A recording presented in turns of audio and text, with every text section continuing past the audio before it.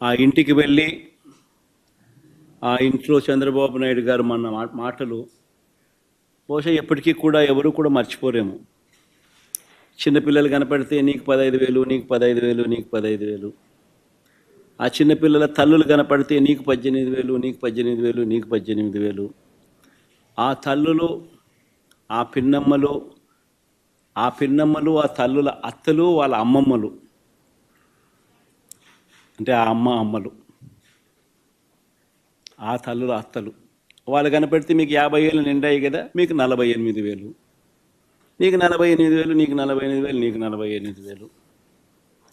ఇంట్లో నుంచి 20 ఏళ్ళ పిల్లాడు బయటకు వస్తే నీకు 36,000, నీకు 36,000, నీకు 36,000.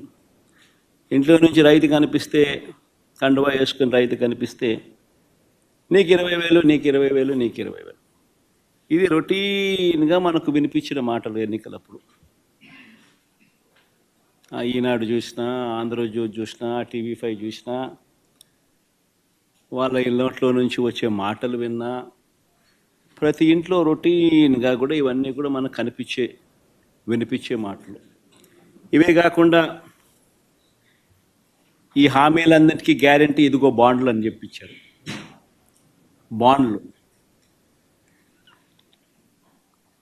హామీలకు గ్యారంటీ అంటూ ఇంటింటికి బాండ్లు కూడా పంచారు. అమలు చేయలేకపోతే ఏమన్నారు? అమలు చేయలేకపోతే చొక్కా పట్టుకోండి అన్నారు. అమలు చేయలేకపోతే చొక్కా పట్టుకుని నిలదీయండి అని కూడా అన్నారు. ఇప్పుడు వీరిచ్చిన బాండ్లు ఏమైనాయి? ఇప్పుడు వీరు చెప్పిన మేనిఫెస్టో హామీలు ఏమైనాయి? వీరు పంచిన పాంఫ్లెట్స్ ఏమైనాయి? ఎవరి చొక్కా పట్టుకోవాలి? ఈ 9 నెలల కాలంలో చంద్రబాబు నాయుడు గారి పాలనలో మనం చూస్తూ ఉన్నది ఇది. మరోవైపున చూస్తే రాష్ట్రానికి సంబంధించిన అప్పులు కేవలం ఈ 9 నెలల కాలంలోనే రికార్డులు బద్దలు కొట్టేసి, బహుశా ఎప్పుడు కూడా ఏ ప్రభుత్వము కూడా ఈ స్థాయిలో అప్పులు చేసిన పరిస్థితులు బహుశా దాఖలాలు ఎప్పుడు కూడా లేవు. ఆ స్థాయిలో రికార్డులు బద్దలు కొట్టేశారు. 9 నెలల కాలంలోనే బడ్జెటరీ అప్పులే, అంటే with in the purview of FRBM పరిధిలోకి వచ్చే బడ్జెటరీ అప్పులు, అంటే public account and public debt అప్పులే అక్షరాల ఈ 9 నెలల కాలంలో 80,827 కోట్లు.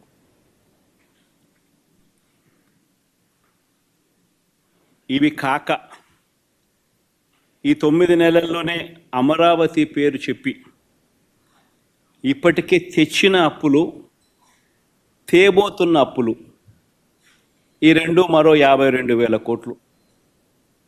World bank and ADB, Asian development bank, world bank నుంచి 15,000 కోట్లు, KfW జర్మనీ నుంచి 5,000 కోట్లు, హుడ్కో నుంచి 11,000 కోట్లు, CRDA